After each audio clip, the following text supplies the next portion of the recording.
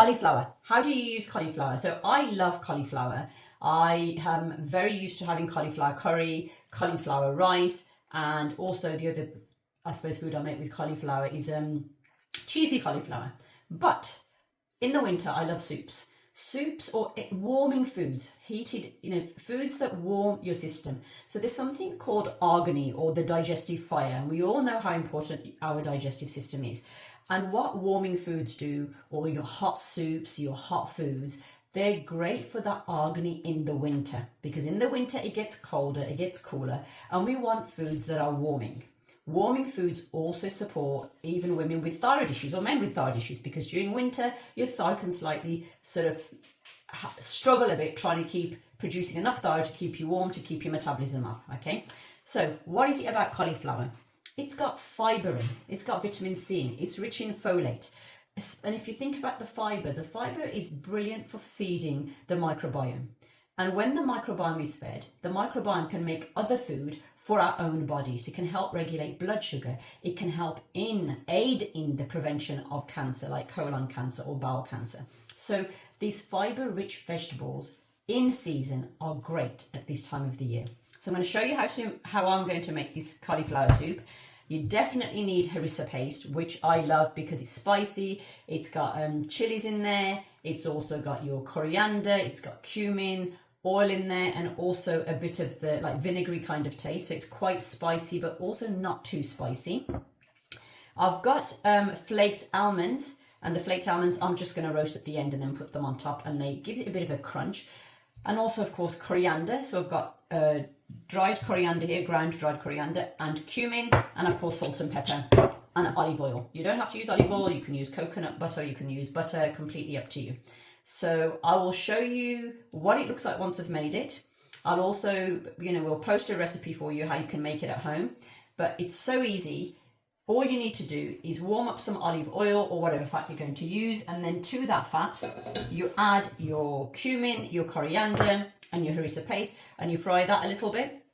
Then, believe it or not, all you then do is break up the broccoli, take the florets and add them in, and then you stir fry the florets and you cook those for a few minutes, and then you add your stock. I forgot about the stock, the chicken stock, which is actually homemade. Because if you use chicken and you roast chicken, and you can use the bones, etc., the carcass, and you can make your own stock. So, and then you add the stock and let it simmer for about 20 minutes. Once it's simmered, blend it, and then sprinkle it, then put it in a bowl, sprinkle your toasted almonds, and enjoy the soup. So I'll let you know what it looks like in a little bit. Okay. What's also really important is if you're taking apart the cauliflower, use your hands. Don't use a knife, use your hands, because the more you use your senses, and then you're going to actually eat your food, you are preparing your cephalic phase. So I'm going to just cut it slightly to get it going. That cephalic phase is actually your senses that then prepares your digestive system to start getting ready for the food that's going to be coming. So the more you get your hands involved, the more you sort of use your senses, and this is very sensorial. Watch little kids who sort of play around with food, put it in their mouth, then throw it on the floor, and then the parents get really upset. Imagine you're doing that. So you're taking it apart, use your hands, get your senses involved, so that you're actually getting your cephalic phase ready in order to receive that food. So don't rush it, don't chop it away, use your hands, feel the florets in your hands, hear the crunch. Can you hear that? Hear the crunch, and then it's so easy. You just throw it into the pan once you've actually heated up your harissa paste, and then after the harissa paste, adding my coriander and my cumin. So I've just fried the harissa paste, the ground cumin, and the coriander, and now I'm just going to add in the florets of the cauliflower. Once I've done that, I'm just going to mix them around. Once I've mixed them around, then I'm going to add the stock, and then I'm going to actually leave it. So I'm mixing. So here we go. So just mix it all in, make sure it all gets completely covered, and once it's completely covered, I will add the stock, which is just next door. So they're all mixed in, and now I'm going to add the stock. So added the stock. There you go, and then mix it all in. with the stock there. And then what I'm going to do now is just cover it and leave it for 20 minutes. And on the side, in a few minutes, I'm just going to toast the flaked almonds, and then I'll add that to it.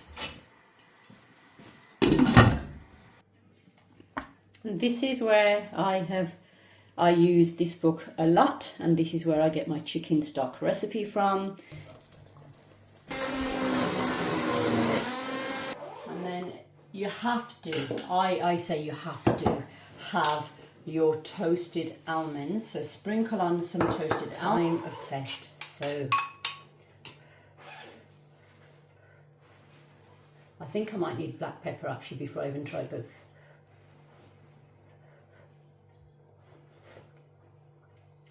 Oh, honestly, it's the best soup. Best soup.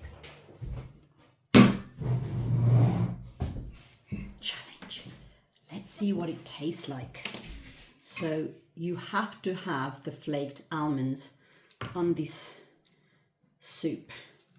So this is what it looks like, and it's hot. But I like hot food, so let me try this.